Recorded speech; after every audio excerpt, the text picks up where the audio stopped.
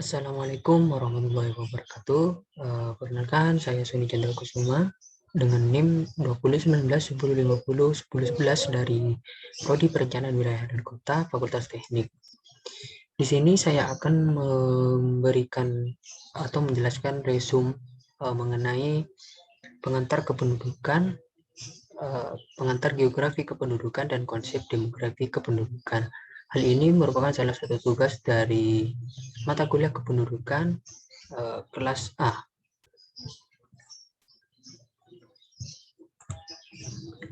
Yang pertama kita menuju ke pengantar kependudukan. Sebelum berbicara mengenai kependudukan, kita diharuskan atau layak untuk mengetahui arti dari demografi itu sendiri. Demografi berasal dari bahasa Yunani yang dilihat dari asal katanya, yaitu ada dua, demos dan grapein. Demos berarti penduduk dan grapein yang artinya menulis. Dari dua kata tersebut dapat diartikan bahwa berarti tulisan-tulisan yang mengenai atau karangan tentang penduduk suatu negara atau suatu daerah atau juga suatu wilayah. Nah, demografi ini diartikan sebagai suatu alat untuk mempelajari perubahan-perubahan kependudukan dengan memanfaatkan data, statistik kependudukan, serta penghitungan secara matematis dan statistik dari data penduduk, terutama mengenai perubahan jumlah persebaran dan komposisi strukturnya. Masalah dalam ilmu demografi yaitu demografi ditekankan pada studi kuantitatif dari berbagai faktor yang mempengaruhi, yaitu pertumbuhan penduduk, fertilitas, mortalitas, dan juga migrasi. Dan yang poin ketiga dalam pengantar kependudukan ini yaitu ilmu kependudukan. Apa itu ilmu kependudukan? Adalah suatu penghubung antara penduduk dengan sistem sosial dengan harapan dapat memecahkan pertanyaan dasar bagaimana menambah pengertian atau pemahaman terhadap masyarakat melalui proses analisis kependudukan. Studi kependudukan ini, ilmu kependudukan berhubungan dengan analisis data kependudukan dan hasilnya akan diterapkan dalam cabang ilmu yang lain seperti urbanisasi, ketenaga kerjaan, serta untuk pendistribusian pendapatan.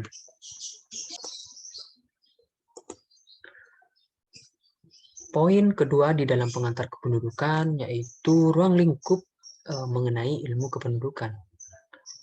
Ruang lingkup ilmu kependudukan ada dua, yaitu analisis demografi dan juga ilmu kependudukan atau bisa dikatakan studi kependudukan. Nah, analisis demografi secara umum menekankan pada perubahan dan variasi penduduk dengan menggunakan teknik demografi tertentu. Sedangkan untuk ilmu kependudukan tidak saja berhubungan dengan komponen atau variabel penduduk, tetapi juga berbicara tentang hubungan perubahan penduduk dengan variabel lain seperti perubahan kondisi sosial, ekonomi, politik, budaya, psikologi, dan juga geografi. Berbicara mengenai studi kependudukan atau ilmu kependudukan, ada dua macam tipe studi kependudukan, yaitu untuk studi tipe pertama, variabel independennya adalah variabel non-demografis. Sedangkan variabel dependennya adalah variabel demografis.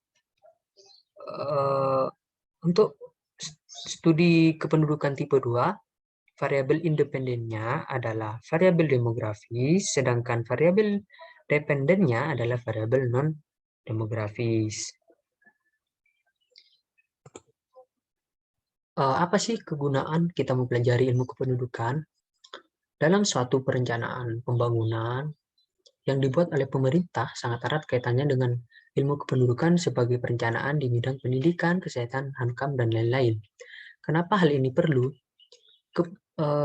Kependudukan data kependudukan seperti jumlah penduduk, rasio harapan hidup bisa dilihat atau bisa digunakan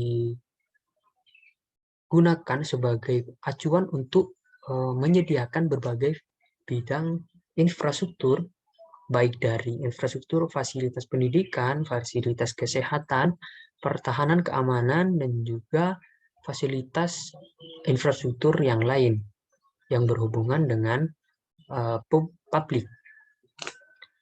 Untuk kegunaan yang kedua, yaitu bisa digunakan untuk melihat peningkatan standar kehidupan masyarakat. Hal ini bisa dilihat mengenai data tentang rata-rata harapan hidup penduduk di suatu daerah, baik itu di daerah provinsi, kabupaten, maupun dalam lingkup negara.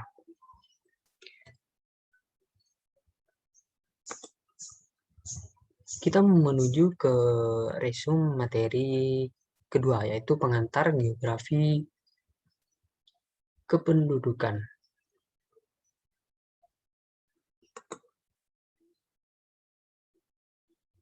Konsep demografi adalah menurut IUSSP tahun 1982 adalah ilmu sains yang mempelajari penduduk di suatu wilayah, terutama mengenai jumlah, struktur, komposisi penduduk, dan perkembangan atau perubahannya. Teori tentang demografi ini juga diungkapkan oleh Mantra di tahun 2003 yang menyebutkan bahwa demografi itu mempelajari struktur dan proses penduduk di suatu wilayah. Struktur penduduk itu meliputi antara lain jumlah, persebaran, dan komposisi penduduk. Untuk struktur penduduk ini, kondisinya akan selalu berubah-ubah, dan perubahan ini tentunya disebabkan oleh proses demografi, yaitu fertilitas atau kelahiran, kematian, ataupun mortalitas, dan juga adanya migrasi penduduk dari suatu daerah ke daerah yang lain. Berbicara mengenai ruang lingkup demografi, ada beberapa macam ruang lingkup demografi, yaitu penggunaan demografi di kehidupanlah sangat luas. Demografi ini bisa dilakukan dengan berbagai atau dilakukan bersama-sama dengan keilmuan lain seperti ekonomi, sosiologi, geografi, psikologi, politik, kesehatan, dan lainnya, sehingga ilmu di demografi ini implementasinya disebut interdisiplin. Apa sih manfaat dari demografi? Banyak sekali manfaat dari demografi, yaitu yang pertama, kita bisa mempelajari bagaimana menghitung jumlah, komposisi, dan distribusi penduduk serta perubahannya di suatu daerah tertentu. Menjelaskan pertumbuhan penduduk di masa lampau dan mengestimasi pertumbuhan penduduk di masa yang akan datang, atau merencanakan pertumbuhan penduduk yang akan datang. Manfaat ketiga dari belajar demografi yaitu pengembangan hubungan sebab akibat antara perkembangan penduduk dengan berbagai aspek pembangunan sosial, ekonomi, budaya, politik, dan lingkungan, dan keamanan. Manfaat yang terakhir yaitu kita dapat mempelajari dan mengantisipasi kemungkinan konsekuensi pertumbuhan penduduk di masa yang akan datang. Kita bisa melihat bagaimana apa sih masalah yang akan muncul dari pertumbuhan penduduk yang di masa akan datang. Apakah pertumbuhan penduduknya membesar ataupun harus memperhitungkan juga tentang solusi dan konsekuensinya mengenai pertumbuhan di masa yang akan datang. Ada beberapa teori kependudukan. Dijelaskan ada 3 aliran, yaitu ada aliran Malthusian dan Neo-Malthusian, aliran Marxis, dan juga beberapa teori kependudukan mutakhir. Untuk aliran Malthusian dan Neo-Malthusian ini mengatakan bahwa penduduk itu seperti tumbuhan dan binatang. apabila tidak ada pembatasan, maka penduduk akan mudah mengalami perkembangbiakan dan memenuhi beberapa bagian dari permukaan bumi ini dengan cepat. Nah, sedangkan di aliran Marxis ini, aliran ini tidak sependapat dengan teori yang Malthusian di atas, bahwa manusia akan mengalami kekurangan bahan pangan jika tidak dilakukan pembatasan terhadap pertumbuhan penduduk. Nah, untuk aliran terakhir yaitu dikatakan ada teori kependudukan mutakhir.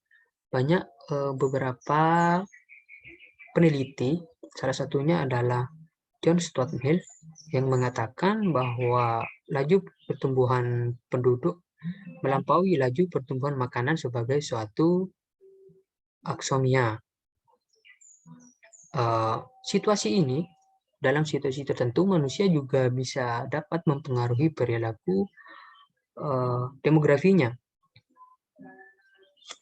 Dan juga kita akan menuju ke materi selanjutnya, yaitu pengantar geografi kependudukan. Konsep dasar geografi penduduk. Geografi penduduk merupakan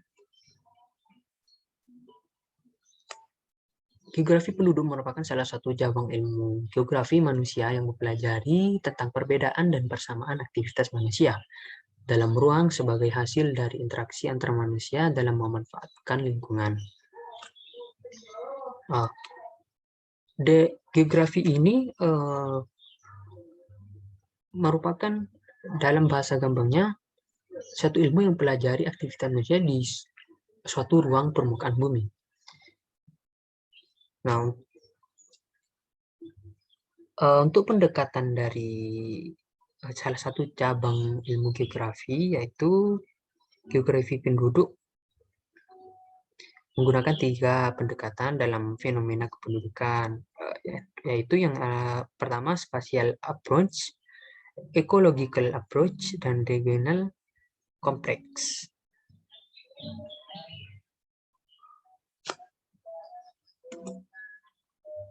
Ruang lingkup geografi penduduk. Nah, bagaimana ruang lingkup dari geografi penduduk? Ruang lingkup dari geografi penduduk memiliki batasan dalam mengkaji, yaitu menganalisis dan mengidentifikasi perbedaan serta persamaan suatu persoalan aktivitas manusia dalam pada suatu ruang atau wilayah. Seperti halnya cabang ilmu geografi yang lain, geografi penduduk memiliki bahan kajian atau objek material yang khusus, yaitu migrasi, mobilitas penduduk, komposisi penduduk, pertumbuhan, distribusi penduduk, mortalitas, fertilitas, dan juga proyeksi penduduk, serta ketenagakerjaan. Nah, dengan mengkaji persamaan dan perbedaan persoalan aktivitas manusia tersebut, geografi penduduk menggunakan beberapa pendekatan lingkungan dan kompleks wilayah dalam konteks keruangan atau space. Kependudukan dalam geografi penduduk. Kependudukan dalam geografi penduduk ada beberapa macam. Ada 3, yaitu yang pertama sensus penduduk. Sensus merupakan suatu perhitungan jumlah penduduk, ekonomi, dan sebagainya yang dilakukan oleh pemerintah dalam jangka waktu tertentu. Ciri khasnya dari sensus penduduk yaitu dilakukan secara serentak dan bersifat menyeluruh dalam suatu negara yang bersangkutan. Umumnya, sensus penduduk ini dilaksanakan dalam jangka waktu 10 tahun. Contohnya di Indonesia, di tahun 1990 dilakukan sensus penduduk, setelah itu di tahun 2000 melakukan sensus penduduk juga, maka jangka waktunya atau jarak waktunya itu adalah 10 tahun. Nah, untuk survei penduduk merupakan suatu cara pengumpulan data yang dilaksanakan melalui pencacahan sampel dari suatu populasi. Secara gampangnya, kita mengambil sampling terhadap sekelompok penduduk yang dianggap wakil dari seluruh populasi untuk memperoleh keterangan yang bersifat khusus dan lebih terperinci. Dan yang ketiga yaitu registrasi penduduk. Apa itu registrasi penduduk? Registrasi penduduk ini yaitu pencatatan terus-menerus mengenai peristiwa kehidupan setiap individu dalam suatu populasi. Seperti kelahiran, itu didata, siapa yang lahir, kematian, ada berapa tahun, dan dalam beberapa tahun itu ada berapa orang yang ada berapa kematian, dan juga untuk migrasi didata juga berapa yang masuk dan juga beberapa yang keluar, pernikahan, perceraian dan adopsi.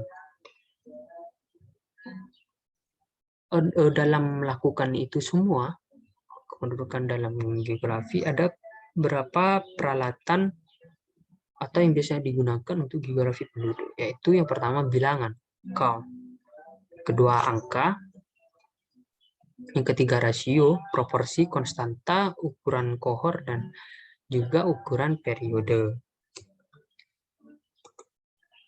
Nah, apa sih dari tiga materi tersebut, persamaan dan perbedaannya? Dalam materi tersebut memiliki beberapa persamaan dan juga memiliki juga beberapa perbedaan.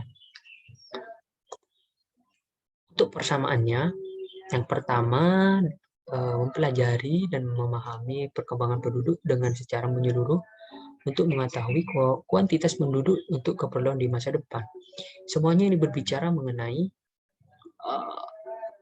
perkembangan penduduk dan juga bagaimana orientasinya untuk membangun keperluan di masa depan.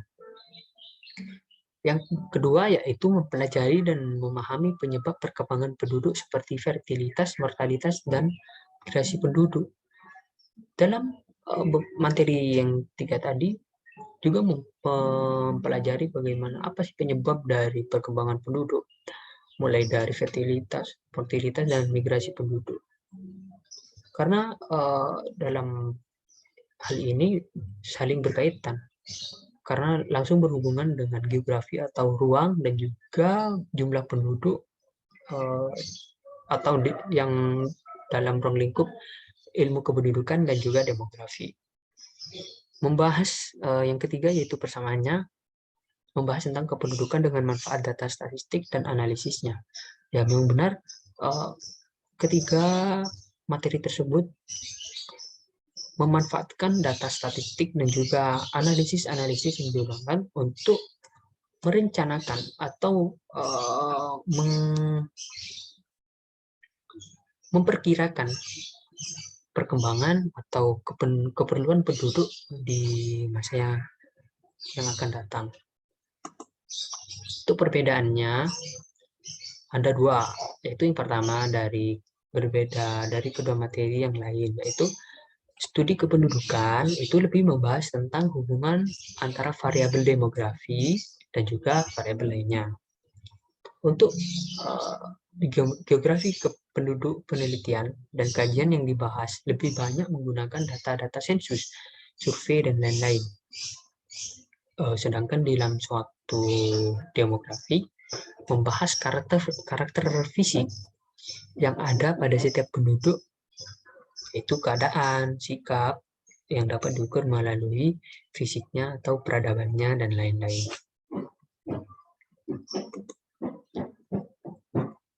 Itu sekian dari saya, resume yang sudah saya buat untuk memenuhi tugas resume kependudukan yang telah diberikan minggu ketiga. Kurang lebihnya, wassalamualaikum warahmatullahi wabarakatuh.